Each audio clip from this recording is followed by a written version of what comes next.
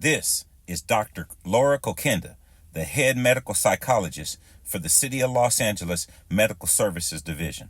Dr. Kokinda played a significant role in the conspiracy to deprive me of my right to employment and participated in actions to cover up felony activities within the department. On August 11, 2022, I filed a formal complaint about discrimination and retaliation. This complaint was submitted to the EEO coordinator, David Barraway. To this day, the city has never investigated my complaint. Instead, they chose to silence me by forcing me into multiple psychological evaluations. This is the city's tactic to cover up misconduct of high-ranking officials. On August 25, 2022, I was called into an evaluation with Dr. Raymond Mars from LAPD's Behavioral Science Services. Following a conversation with David Barraway, Dr. Mars conducted a thorough assessment and cleared me for duty, stating definitively, "There's nothing here, nothing at all, not even close." Despite being cleared by Dr. Mars on August 25th, the department demanded that I attend 3 additional evaluations with LAPD's Behavioral Sciences Services. No one ever spoke to Dr. Mars, the only doctor who actually evaluated and cleared me. Then on January 19th, 2023, I was forced into yet another evaluation, this time with Dr. Laura Kokinda. At this evaluation, both Dr. Kokinda and the department refused to explain why I was there or provide any evidence to justify a work fitness evaluation. They insisted I provide informed consent for the evaluation, but informed consent requires that they actually inform me of the reasons, evidence, and objectives behind it.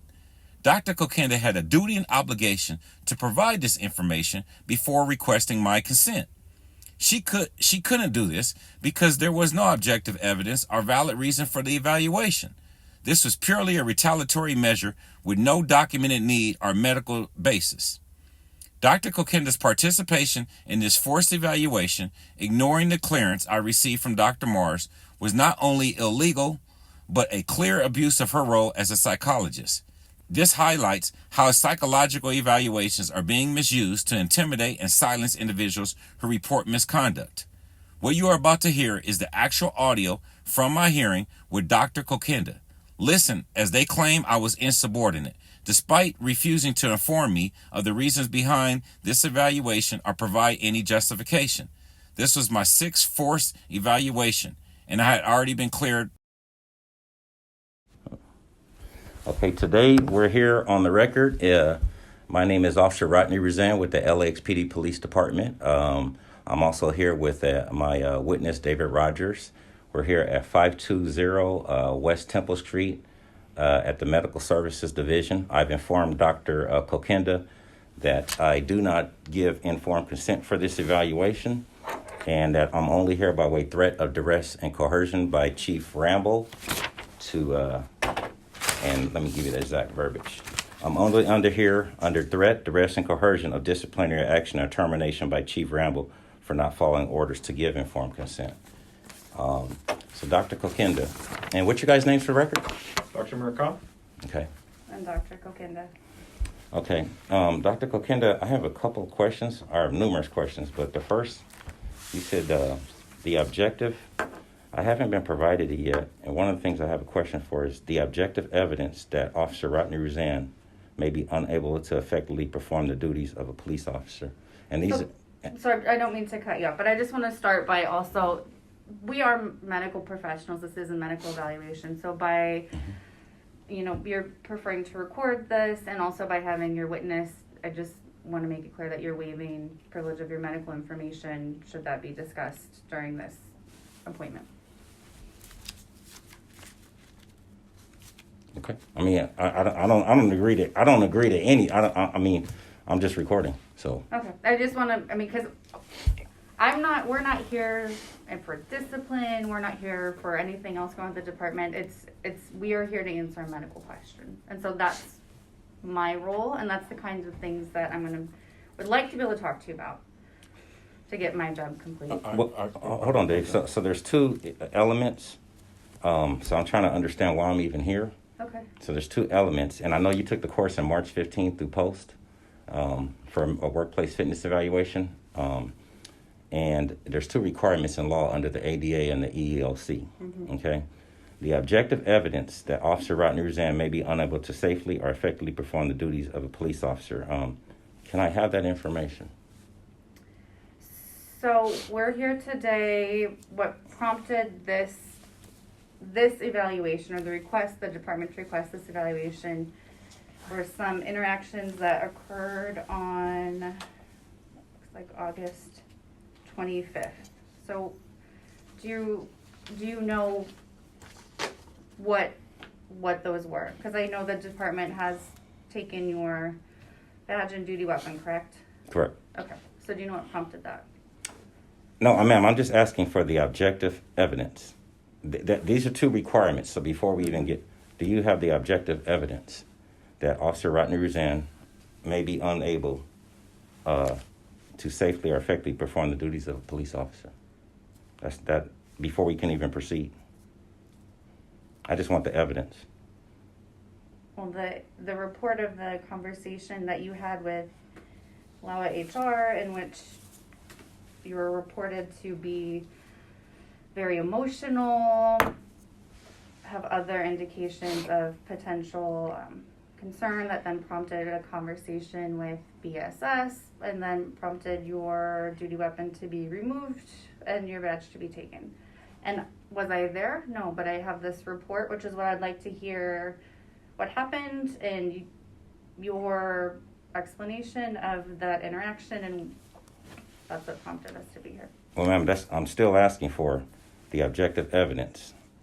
This is a requirement, so before I can proceed, I like the objective evidence. I need. You know what evidence is?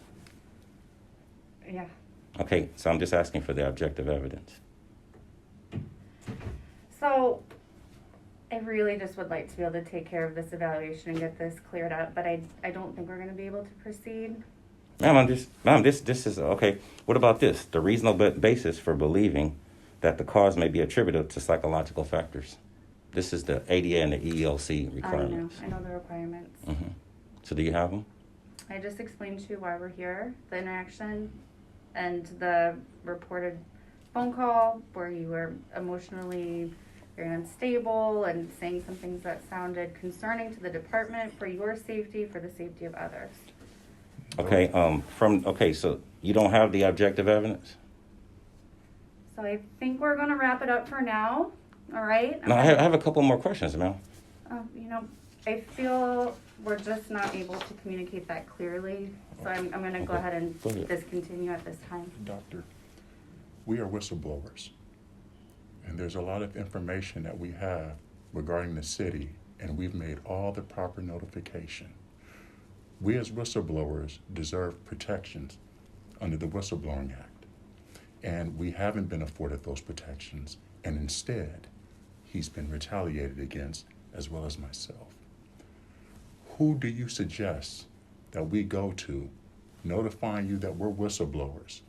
Who can we go to because we need assistance? Because right now, he is being retaliated against for whistleblowing. Well, see, Doc, this is the reason when you don't have these two elements. It's like, I'll give you an example. Maybe as a police officer, okay, and for a police officer world, we have certain elements for a crime, right? So maybe it's a burglary. A burglary is entering into a locked dwelling to commit some type of felony or theft, right? So if those two elements aren't there, there's nothing else to even talk about. So all I'm asking for is with the ADA and the EO, and I know the course that you took, it's March of 2015. You should do California Post.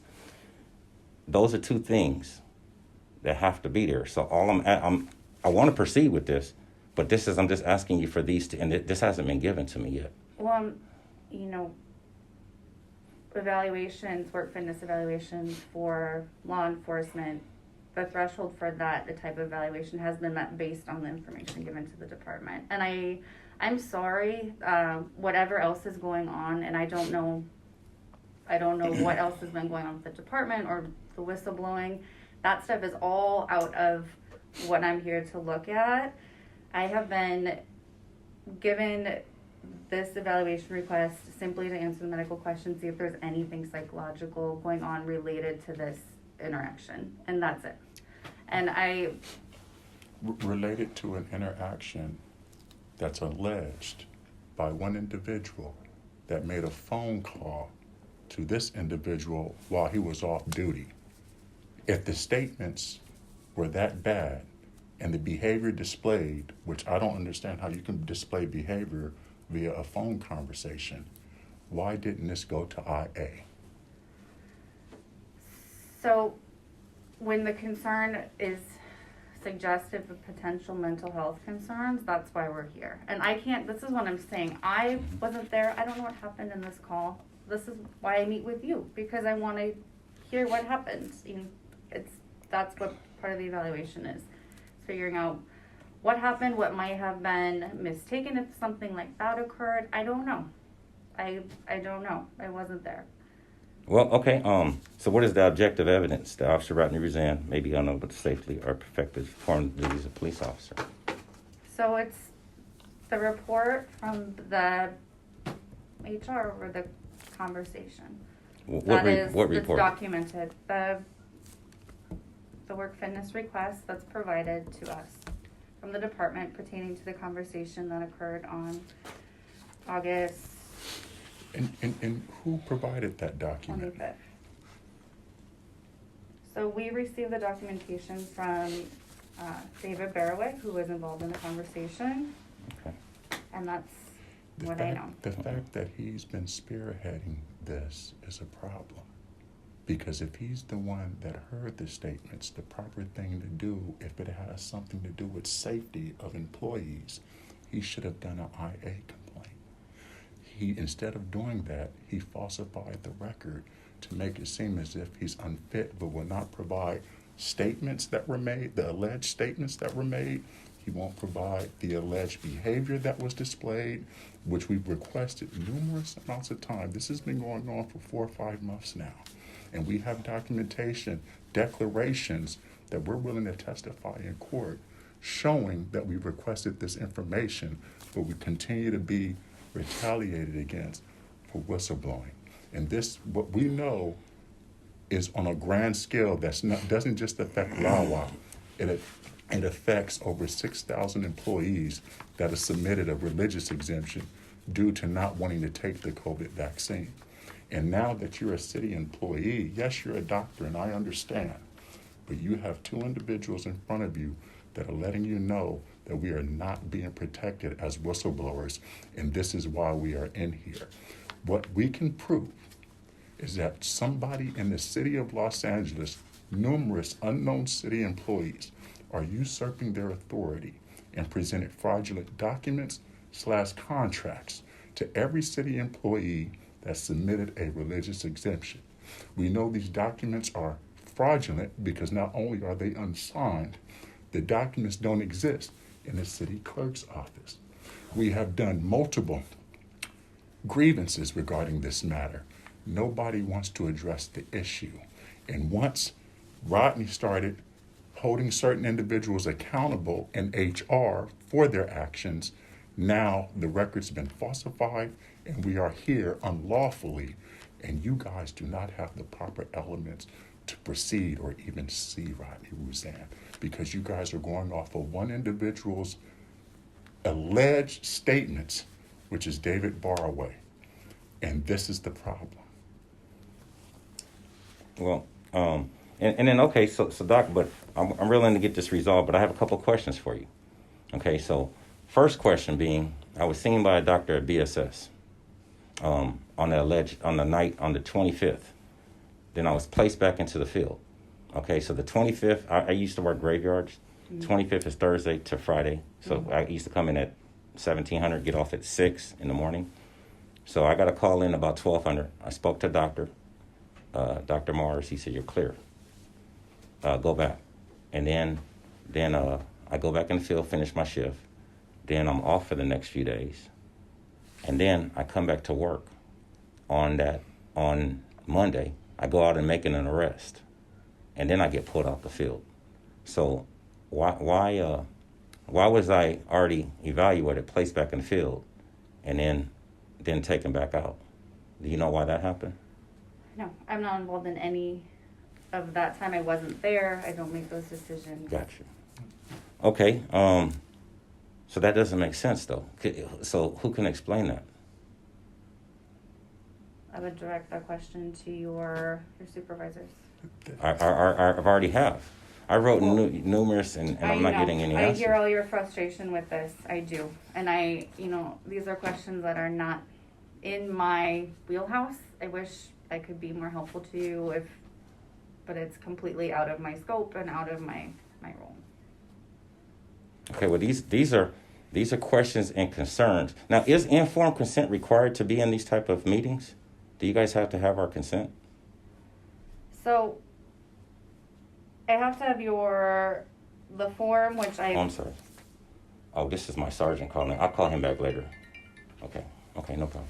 So I sent the form that is required to your legal counsel with what you wrote on there and your signature, and they approved to proceed. And so that's what I did. And then also, go ahead. What were you gonna say? No, it was that. Were you able to get the reports from Dr. Mars regarding Rodney being released for duty? Because there's documentation from people in our upper command staff that are aware that Rodney Rizan was cleared back for duty. So part of this process is getting a consent to receive the documentation from BSS. That's part of my job, to complete this evaluation. Well, I don't like I said, I don't give any form of consent. I'm only here, but I am participating, cooperating, and I'm going through with that, but I do not give, I want to be clear. There is no informed consent, and that's in the Ninth Circuit. I'm familiar with that. We're in the Ninth Circuit. Mm-hmm. Okay, so I want to be clear to both doctors here. I don't give informed consent. I don't consent, but I am here to cooperate. I am here to participate, and I'm only here by threat, duress, or coercion of termination to lose my job. That's the only reason I'm here. Okay? And then I'm really curious on why these two elements don't exist. And I know, doctor, that you've been through the course 7 years ago that explained what's required. So I'm just trying to understand why these two elements, and we still haven't gotten them. And you so that's all. I just want to understand. Is there a reason for that? So I think, unfortunately, like I said earlier, we're at a standstill here. We're not. I'm ready to. No, I'm just asking you a simple question. No, I feel at this point, maybe it's best that somebody else do the evaluation. I'm trying to do a productive, meeting with you, and I think the topics that are, some of this coming up is out of my wheelhouse. I'm not, I unfortunately can't help solve some of these things for you. I really would just like to be able to address what my job is, and I don't know that we're going to be able to get there, and I don't know how you suggest we proceed. But I'm just asking you, like, okay, if we had a suspect in the back of the vehicle, mm-hmm. Okay, and he was getting arrested, then he would ask for what the elements are. What did I do wrong? And then we would say, okay, I have you under arrest for burglary because you entered a dwelling and you stole something. So the same thing, well, you're in a workplace fitness evaluation, Mr. Rizan, because these two elements, and this is what invokes a workplace fitness evaluation, and these are the two elements. It hasn't been, and that's my only concern. Well, I still haven't received that. I've explained to you what I provided that to you. You're choosing not to accept it. You've told me it's fraudulent. What's fraudulent? The report from the documents or the report of the conversation. No. Hold on, Dave. Hold on. No, I've never stated that anything was. No, I didn't state that was fraudulent. I'm just asking you for the objective evidence. Are you familiar with this terminology? Have you seen this? Because you took the test, or you took the course 7 years ago. Are you familiar with this, the objective evidence? I think we're going to wrap it here. I thank you guys for coming down here. I'm going to look into how I'm informed to proceed from our council, and we'll go from there. Okay? Doc, I'm ready to still proceed though. Another question I still have is, okay, what are the, another thing they're saying statements and behavior he observed on the telephone. So what behavior and statements did he observe? Well, I know you heard statements, but what behavior did he? What I would do for this evaluation is ask you to tell me about the call. I don't want to get into he said he said, I want to just hear what happened. That's how I would conduct this evaluation. But I'm not able to conduct this evaluation now because you're conducting the evaluation of me and telling me I don't, I'm not sure legally how to do my job. And it's not allowing me to proceed in a way that I think is effective. So unfortunately, we're gonna call it for today. Doctor, I'm here to participate. Doctor, I'm here to participate. Doctor, is it okay if we can get the names of the individuals that you spoke to prior to us coming back into this room, since this is dealing with potentially his medical procedure? The attorney? Yes, that'd be nice. Vivian Swanigan, the lead attorney for labor relations for the city. Vivian Swanigan? Swanigan, Okay, yes. that's fine. Okay. We got it. Okay, but I'm still ready to proceed.